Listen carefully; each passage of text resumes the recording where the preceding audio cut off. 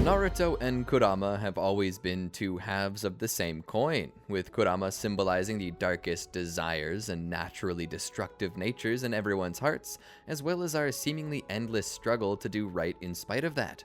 Kurama and Naruto have always had one of those relationships, not too unlike Sakuna with Yuji, though I suspect the series took inspiration from Naruto from the start. But to be fair here, the enemy within trope has existed for generations. For as long as man has told stories, there have been stories of people being possessed by something malevolent. Perhaps that's because there really are dark forces out there who wish to steer us to self-destruction. But bringing ourselves back on topic, the question hits my mind. What would happen if Naruto and Kurama switched personalities? Well, that's what we're here to discover today. Sit right back, we're gonna get into it.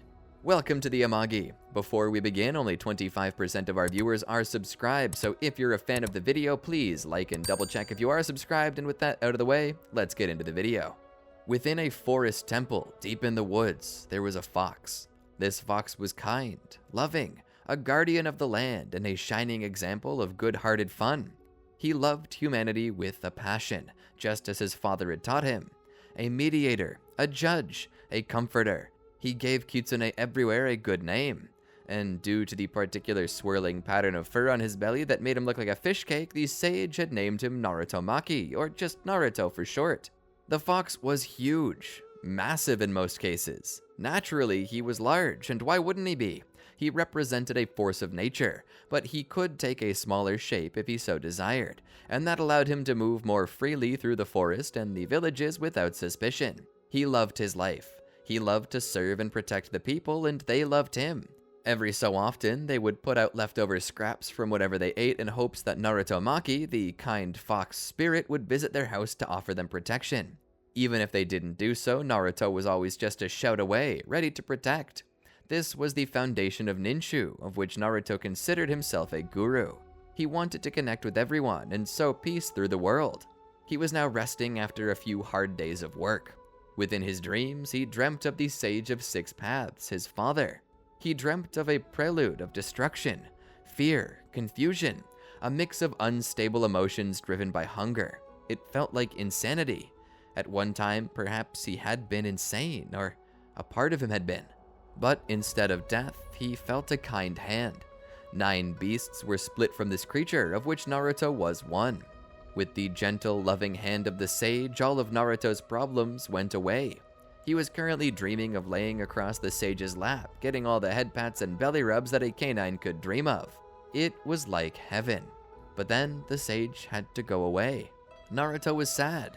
"Why do you have to go away, Papa?" he asked in confusion, tears of fear and loss dripping from his cheeks. "Because this is the way of the world," he said as he caressed Naruto's cheeks. "I love you, Naruto. I love you and all your brothers and sisters, and though I may go away, my love for you will last forever." That was when Naruto was moved into this forest temple. For a few months, Naruto lamented the loss of his father, but then he remembered what the sage stood for and decided that he would do what his father had always done to keep the memory fresh. And that was how the legend of the celestial fox was born, the 9-tailed fox that would protect the world. Though he fell out of contact with his brethren, he still prayed for them daily and thought about them often, hoping that they were still making the right choices and how to spend their lives. On occasion, he'd considered visiting them, but the world had been under threat. A constant war among the descendants of the sage. It hurt to watch, and Naruto had, in many cases, attempted to step in, but the hatred was so deep that they would rather die than give it up, and Naruto was not willing to kill even a single one. He recalled coming to Butsuma by night, asking him to end the fighting, but Butsuma refused. Tajima threatened to kill Naruto if he ever spoke such foolishness to him again. Not that Tajima could kill Naruto, but the point remained. Eventually, that war did come to an end when the Senju and Uchiha got together under a single banner. Naruto was proud of the children of the sage finally accepting their differences and making friends. With this dilemma out of the way, Naruto finally decided to take some time to go see his brothers and sisters. He was considering heading to the land of wind to see Shukaku first, and then he would circle around to see Son Goku and Kokuo and Iwa. That was the plan anyway. After that, he planned to check up on the land of fire to see how it was doing before visiting Gyuki and Matatabi. Then he would try to visit Chome, Saiken, and Isobu, just to reconnect. It had been over 900 years since he had seen them all, and he wanted to get together with them. Maybe plan a big family get-together in the Land of Fire where they would party with the newly reunited Sons of the Sage. But as he planned this all out, and as time passed along without giving him even a moment to stop, the relationship between Madara and Hashirama was falling out. This was when all of Naruto's plans were wiped.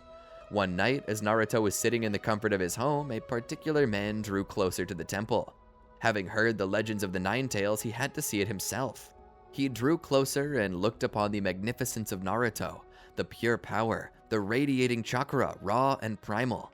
He knew that with this god of destruction on his side, nobody would stand in his way. So Madara went about climbing up Naruto, standing on the end of his nose. As Naruto was roused from his slumber, he looked down his snout at the person standing there.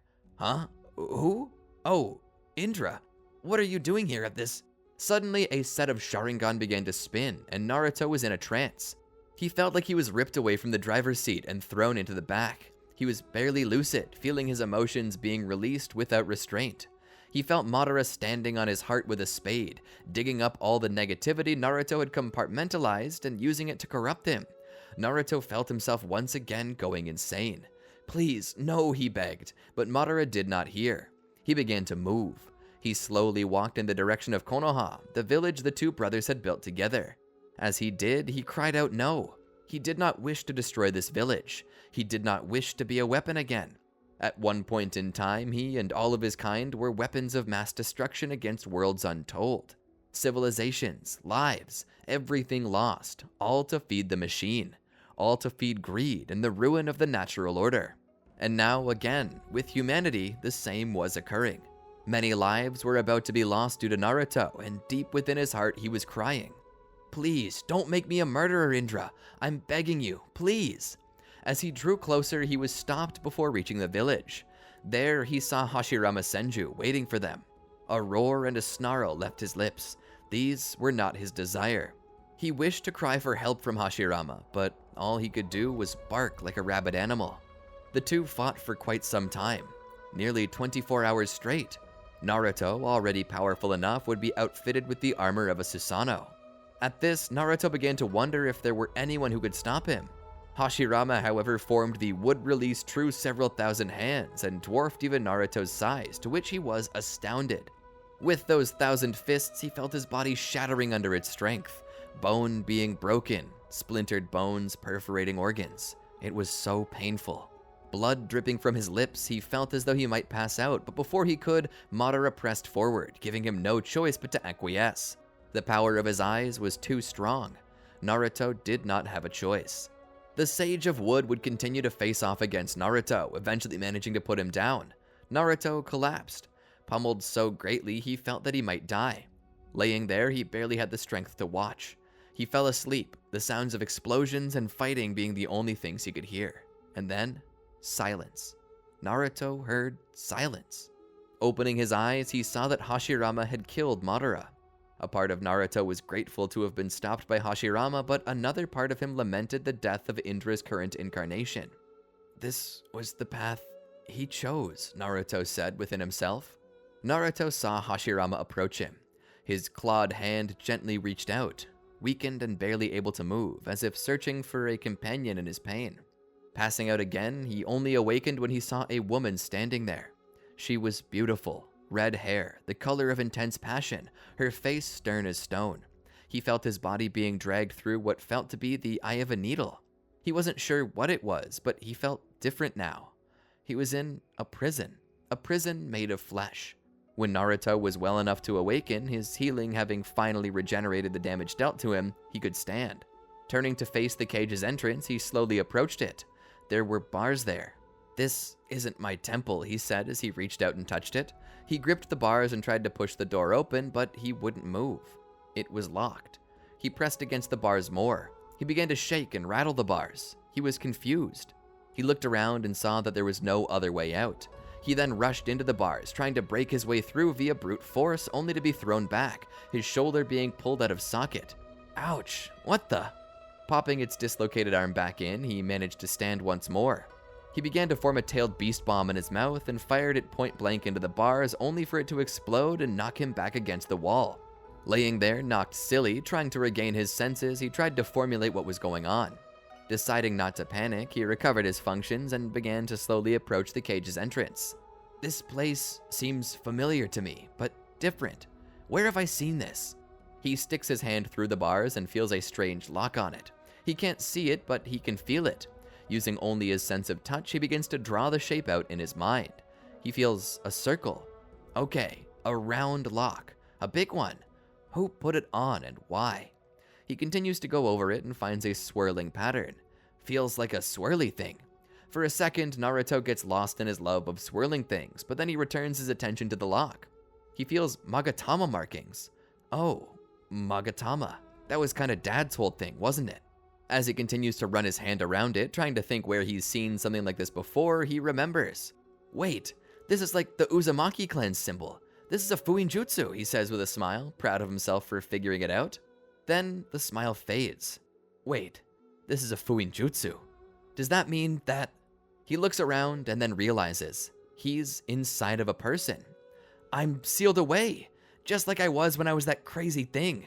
Once more, panic sets in as he begins to hyperventilate and rattle the cage. Let me out. Oh, please, let me out. I'm sorry for whatever I did. I just want to go home. He shook the bars. He tried to remember where he was sealed. He then remembered the red-haired woman with the stern face. She was an Uzumaki. I must be sealed inside of her. He then called out, Hey, lady, can you let me out? I don't want to be stuck in here forever. There was no response. Hey, can you hear me? I said I want to go home now. Still, she didn't say anything. Naruto sat down. She can't hear me. He began trying to tap into her senses to get a good gauge of where they were and what was happening. He was inside of the woman, the wife of Hashirama Senju. Where were they? They were inside of Hashirama's house. He was hearing snippets of a conversation, but what about? Listening in, he heard mention of himself and other-tailed beasts. Hashirama stated his intentions to capture the other-tailed beasts. Naruto began to rage against the bars. No, don't touch my brothers and sisters. You stay away from them. Suddenly, he saw Hashirama's expression change. What's wrong? He asked his wife. She shook her head. Nothing, just the Ninetails. He's awake and causing a little bit of trouble. Naruto was surprised. So you can hear me. Then listen. You gotta tell Hashirama to leave the other-tailed beasts alone. We haven't done anything to you. Suddenly, Hashirama stepped forward. He would place his hand on Mito's head, using his wood release to suppress Naruto. Naruto would find himself growing drowsy. No, stop. Please, don't do this to me again, please. What did I ever do to you? He then passed out.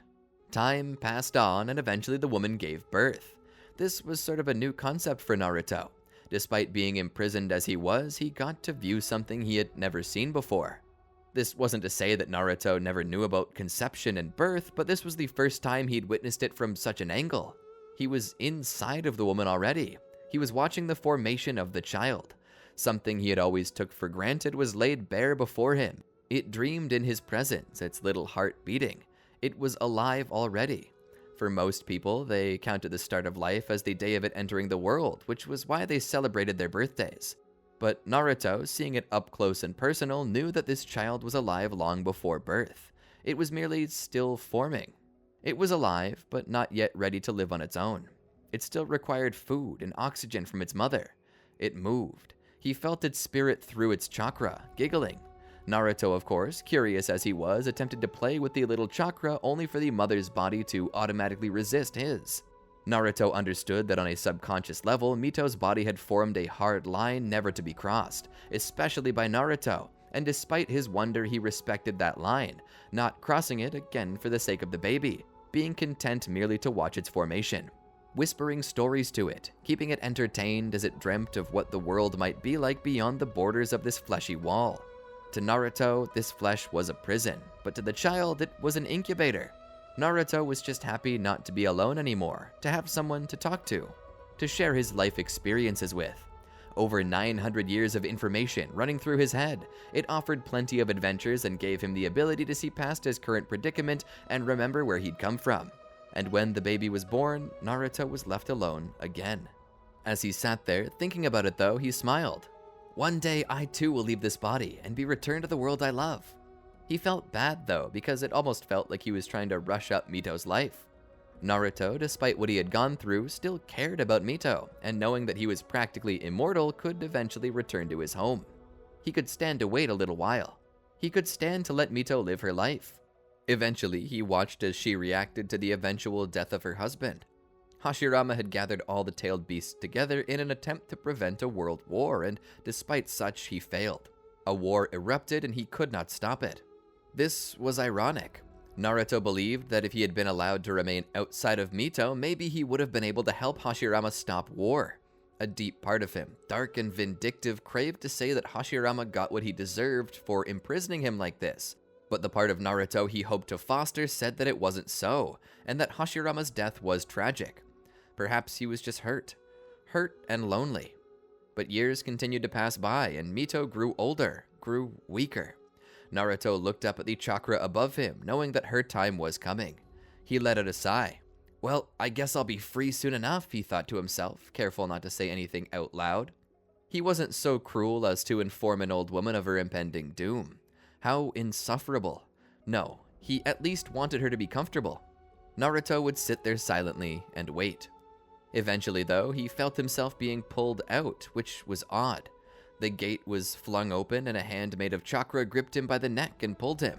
Finally, vindication, he said to himself as he saw the light of the world beyond these walls. But as soon as he was pulled out, he saw the face of a terrified little girl. Be calm, he can't hurt you, one of the voices said. Wait, huh? Suddenly he was sealed once again, this time into the girl.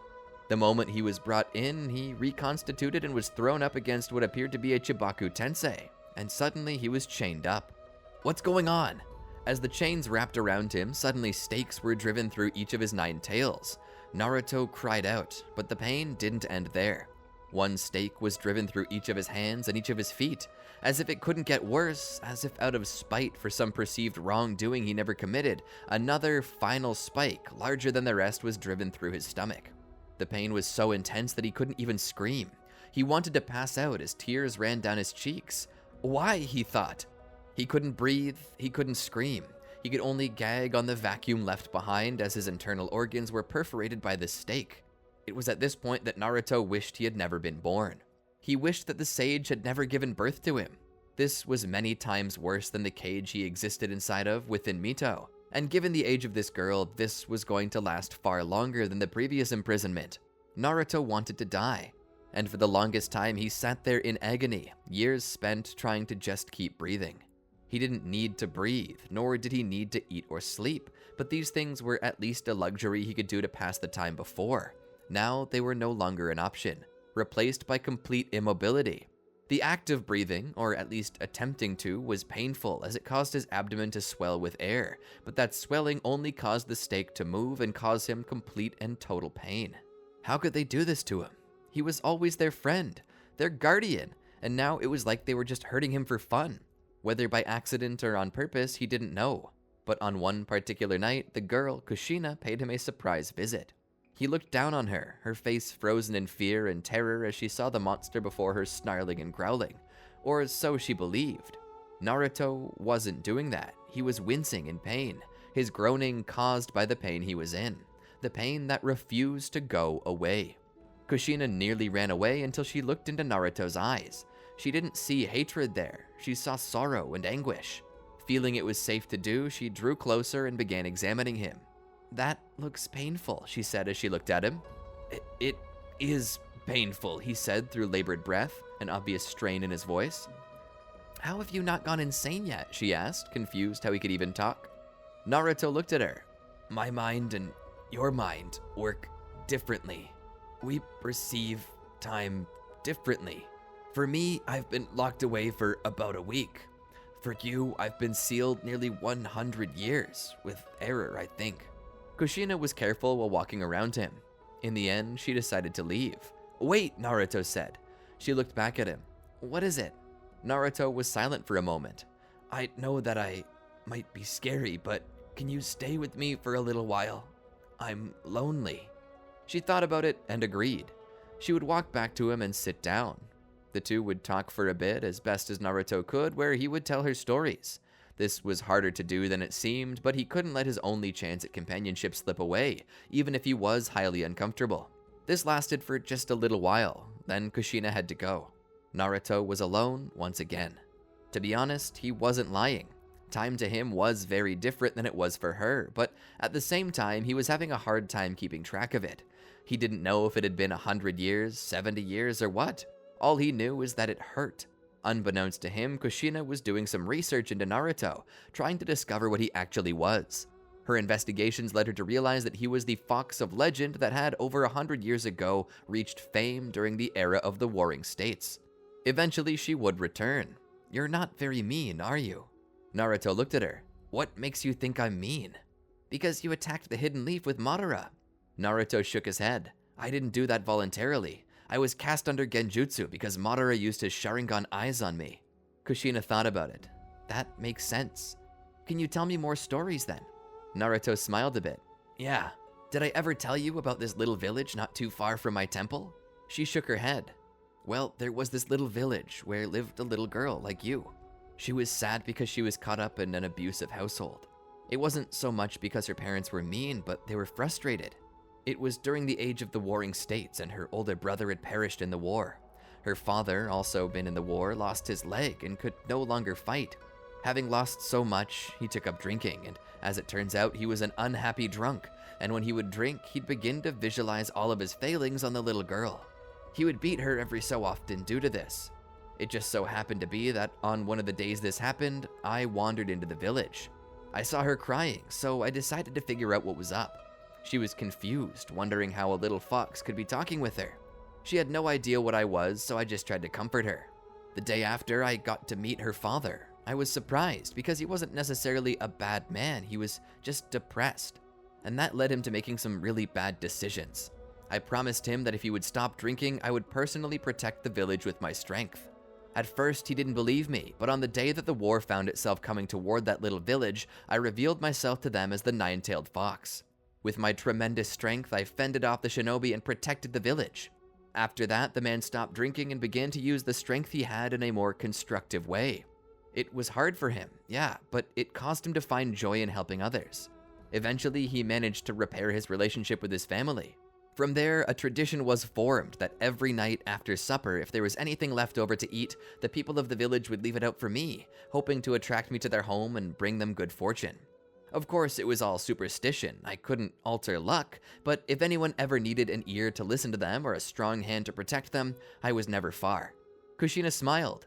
She had heard of that legend before and assumed it was true. "If you're not bad, then why did they lock you up?" she asked. Naruto shook his head. "I think it's because they're scared of me." Kushina stood and walked in closer. "I'm not scared of you." She began removing the stakes from his body, giving Naruto free rein once again. "Thank you," he said, as his chakra began healing the holes left behind. "No problem. All I ask is that maybe you don't leave me. I was told that if ever my tailed beast left my body, I would die. And I don't really want to die." Naruto smiled at her. "Then it's a deal. I'll stay put until the day your life reaches its end. Then I'll be free. Does that sound like a good deal?" Kushina nodded. "It does." And then she disappeared. From there, she would often visit Naruto, and the two would talk. He got to see her slowly growing older and older, becoming a beautiful young woman. He was proud to see the kind of person she had become. Eventually, though, there was another who entered her life. His name was Minato. Kushina would oftentimes find herself within her own subconscious with Naruto, talking to him about this new war veteran who had saved her life in the past. It made him happy. He would tell her that she should go for it and tell the shinobi how she felt. She was nervous, though. "What if he isn't interested in me and declines?" she asked, a bit of fear running through her voice. Naruto smiled. "Well, what if he really is interested and you go your entire life not having what you really want?" Kushina thought about it. "I suppose you're right. I'll tell him about it." And tell him she did. And just as Naruto predicted, he was as interested in her as she was in him. The two would eventually take up vows and be married. Not long after, Minato would be named the fourth Hokage, and the two would conceive their first child. Naruto would once again get to watch the child grow. The small baby looked like his father, but he had the strength, passion, and vigor of his mother. Naruto knew this much because he could feel its chakra. It felt spicy as Kushina. This child he was afforded the ability to interact with. He would shower this chakra with affection and care, helping it to grow big and strong by offering it portions of his own chakra. Then came the day this baby was meant to be born. Normally on such an occasion, as it was during Mito's time, Naruto would be locked up tight, as giving birth weakened the seal on the tailed beast, but considering that there wasn't a seal on Naruto anymore, he was free to do as he pleased. He would offer Kushina his chakra as she gave birth to the baby. Once it was born, Minato and Kushina began to discuss what to name it. They settled on naming it Kurama. The reason, Kushina said, was to partly honor Naruto, in that Naruto was the nine-tailed fox and they wanted to name their son the Nine Lama, which was to say a guru. Besides that, the name matched his mother's in a way. As she was Kushina, her child's name was Kurama. But for some reason, the room was filled with sorrow. Naruto couldn't understand why. Panic and sorrow was echoing through Kushina's chakra. "What's going on? Is the baby okay?" Naruto asked.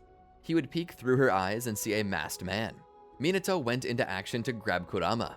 As he did though, the masked man rushed toward Kushina, grabbing her and teleporting away. Kushina would be chained up. Suddenly the man would begin to pull Naruto out of her. Naruto saw another hand like the one that had removed him from Mito. It grabbed his tails and began to pull. Naruto grabbed onto anything he could, hoping to stop himself from sliding further, but it was too late. He was ripped from Kushina. And as he was suddenly cast under Genjutsu with the masked man's Sharingan. Oh no, not again. Suddenly, he was thrown from the driver's seat and back into the trunk as this new masked man and his Genjutsu took the wheel, setting free Naruto's darkest emotions. He was then set loose on the village, where his confused, blind rage began to kill and destroy.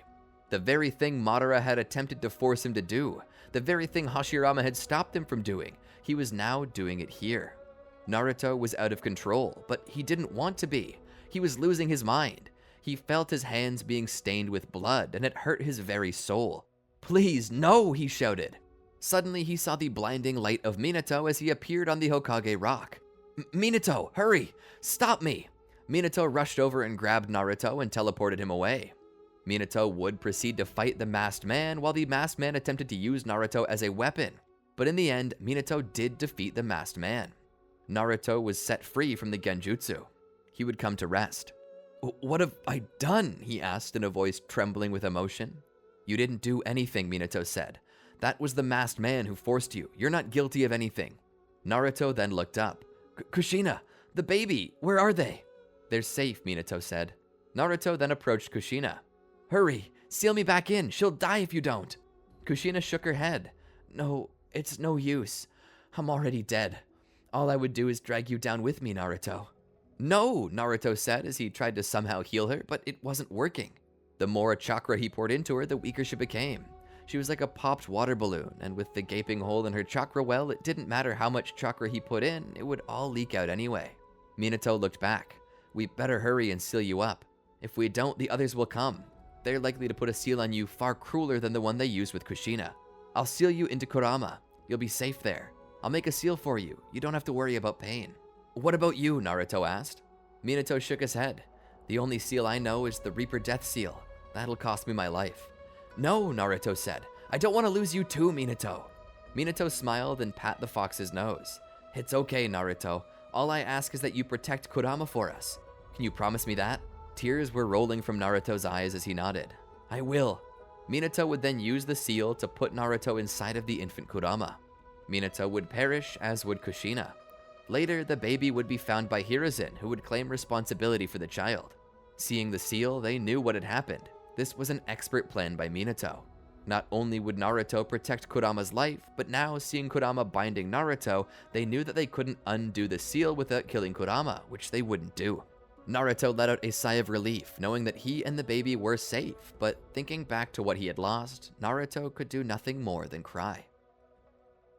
And that's where I plan to pause for the night. I hope you enjoyed the video. The idea of switching Naruto and Kurama's souls around was one I probably wouldn't have thought up on my own, so thanks to whoever recommended it. I hope I'm doing the story the justice you expected. Of course, this was only part 1. We've got more to come. I'm interested to see how Kurama would fare in Naruto's situation. Be sure to let me know in the comments what you might like to see next. Be sure to like, subscribe, and ring the bell to be notified when more content like this drops. And while you wait for that, can I offer you one of these videos? And while you wait for that, may I offer you one of these videos? They're pretty good if I dare say so myself. Anyway, until next time, peace out.